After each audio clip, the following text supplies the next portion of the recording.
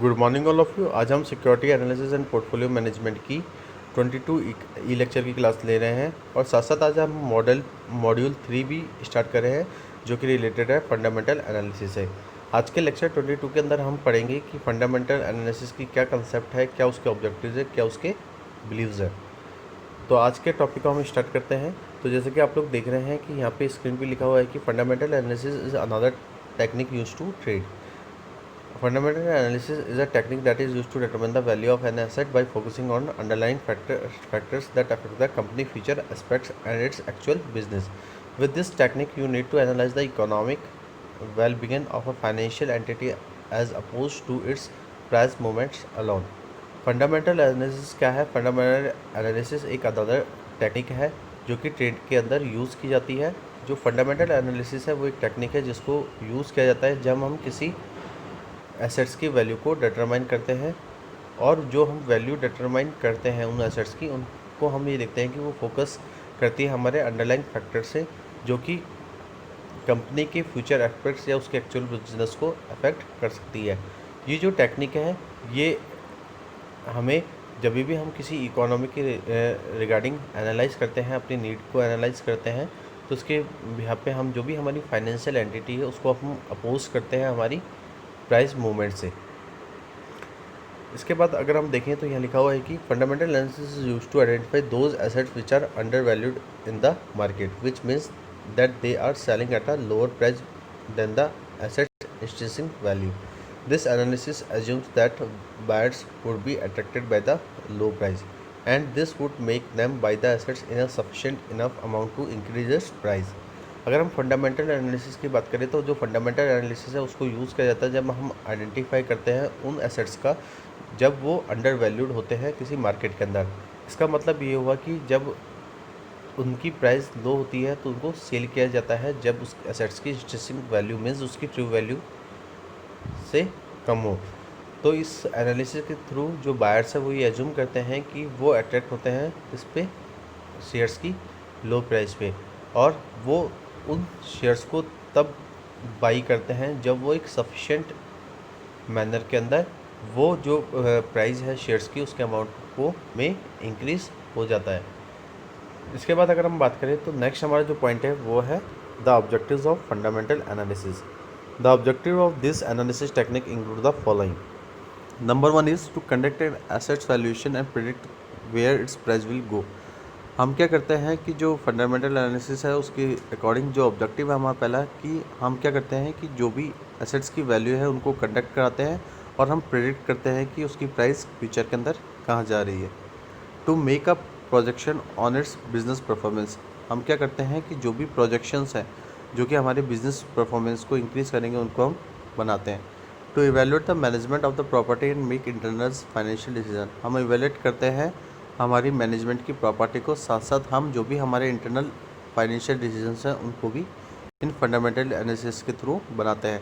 To calculate credit risk of the assets, हम जो fundamental analysis के थ्रू हम कैलकुलेट कर सकते हैं हमारे एसेट्स के अंदर जो भी क्रेडिट रिस्क इन्वॉल्व है। To find the intrinsic value of the property, अगर हमें किसी प्रॉपर्टी की इंट्रिंसिक वैल्यू मीन्स उसकी ट्रू वैल्यू हमें पता करनी है तो हम फंडामेंटल एनालिसिस के थ्रू ये फाइंड कर सकते हैं। इसके बाद अगर हम देखें तो fundamental analyst make use of two different methods. जो फंडामेंटल एनालिसिस है उनको दो डिफरेंट मेथड्स के थ्रू किया जाता है। अगर हम पहले मेथड की बात करें तो वो है टॉप डाउन अप्रोच और नेक्स्ट है बॉटम अप अप्रोच। तो पहले हम समझते हैं कि टॉप डाउन अप्रोच क्या है। The top down approach makes the analyst start their analysis with global economics like GDP growth rates, inflation, interest rate, productivity etcetera, and then narrow their research to regional or the industrial analysis like total sales, price sales, entry or exit from the industry etc.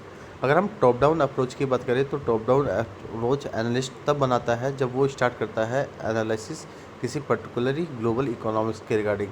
तो जब वो किसी global economics के regarding analysis कर रहा होता है तो वो देखता है कि क्या जीडीपी ग्रोथ रेट है, क्या इन्फ्लेशन है, क्या इंटरेस्ट रेट है, क्या प्रोडक्टिविटी है।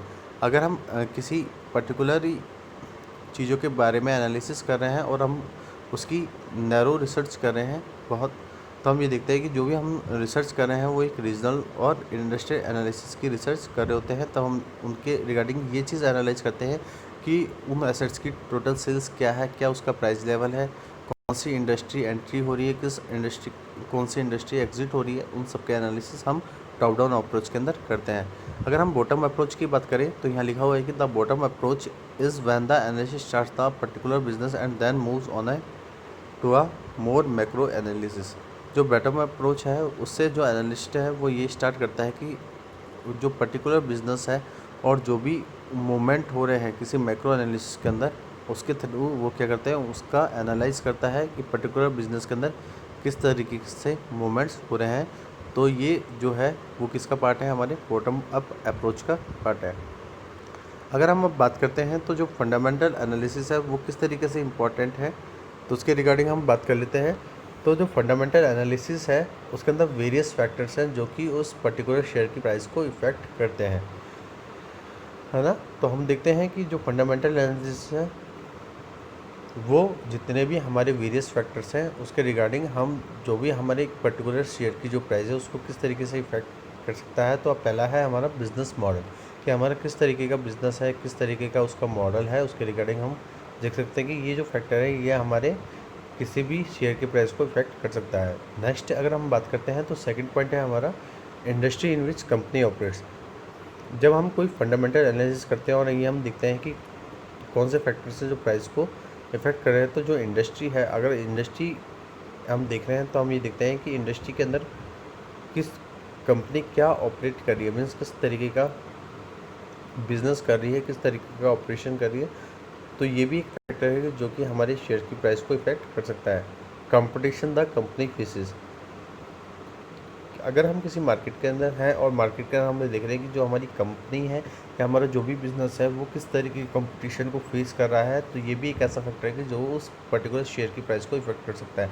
अगर हम दो कंपनी के बारे में कंपेयर करें और दोनों कंपनी के कंपटीशन लेवल की बात करें, तो ये कंपनी क्या करी, उसी शेयर को कम प्राइस पे अवेलेबल करा रही है और जो दूसरी कंपनी है उसी शेयर को हाई प्राइस पे अवेलेबल करा रही है मार्केट में। तो वो इन्वेस्टर को डिस्ट्रैक्ट कर सकता है कि वो किस शेयर को बाई करे, ठीक है। नेक्स्ट अगर हम बात करते हैं पॉइंट की, तो वो है हमारा मैनेजमेंट भी क्या है, एक ऐसा फैक्टर है जो कि किसी भी शेयर की प्राइस को इफ़ेक्ट कर सकता है, क्योंकि मैनेजमेंट ही है जो उस पर्टिकुलर मार्केट के रिगार्डिंग, जो उस पर्टिकुलर बिजनेस के रिगार्डिंग वो डिसीजंस ले सकता है और पर्टिकुलर उसके रिगार्डिंग प्लानिंग कर सकता है फ्यूचर के लिए। नेक्स्ट अगर हम बात करें तो जो नेक्स्ट पॉइंट है हमारा वो है फाइनेंशियल स्टेटमेंट्स। जो फाइनेंशियल स्टेटमेंट्स है किसी कंपनी की, कोई फाइनेंशियल स्टेटमेंट्स हैं, ठीक है, जैसे हमारे profit loss account, balance sheet, ये जो सारे हमारे फाइनेंशियल स्टेटमेंट्स हैं ये भी हमारे पर्टिकुलरली प्राइस को इफ़ेक्ट कर सकते हैं, हमारे प्राइस की शेयर्स को, जो भी हमें शेयर्स की प्राइस है उनको ये फैक्टर भी अफेक्ट कर सकता है। लास्ट है हमारा इकोनॉमी भी हमारा एक क्या है, मैक्रो एनालिसिस है। और इकोनॉमी भी एक ऐसा फैक्टर है जो कि किसी प्राइस की शेयर को इफ़ेक्ट कर सकता है, क्योंकि इकोनॉमी पे डिपेंड करता है पूरा मार्केट किसी कंट्री का। और इकोनॉमी के अंदर अगर उसकी जीडीपी लो है, उस पर्टिकुलर कंट्री की जीडीपी लो है, तो उसका मार्केट उसके शेयर की प्राइस को फ्लक्चुएट कर सकता है। अगर किसी कंट्री की इकोनॉमी अच्छी है, वेल एंड गुड है, तो उस कंडीशन के अंदर उस पर्टिकुलर मार्केट के अंदर जो शेयर्स की प्राइस है वो हमेशा स्टेबल रहती हैं और उसके अंदर कोई भी मार्केट के अंदर फ्लक्चुएशन नहीं होता। तो आज के टॉपिक के अंदर हम लोगों ने क्या फंडामेंटल एनालिसिस होती है उसके बारे में आज हमने कंसेप्ट पढ़ा, और कंसेप्ट के बाद हमने क्या क्या ऑब्जेक्टिव्स हैं उसके बारे में पढ़ा, और कौन कौन से मेथड्स फंडामेंटल एनालिसिस के अंदर यूज़ किए जाते हैं वो हमने इस लेक्चर के अंदर पढ़े। और लास्ट में हमने क्या इंपॉर्टेंस है हमारे फंडामेंटल एनालिसिस की और वो किस तरीके से हमारे किसी शेयर की प्राइस को इफ़ेक्ट कर सकते हैं, कौन कौन से फैक्टर्स हैं जो हमारे शेयर की प्राइस को इफ़ेक्ट कर सकते हैं, उनके बारे में हमने इस टॉपिक को क्लियर कर लिया। तो आज के लिए इतना ही। Thank you so much and have a nice day.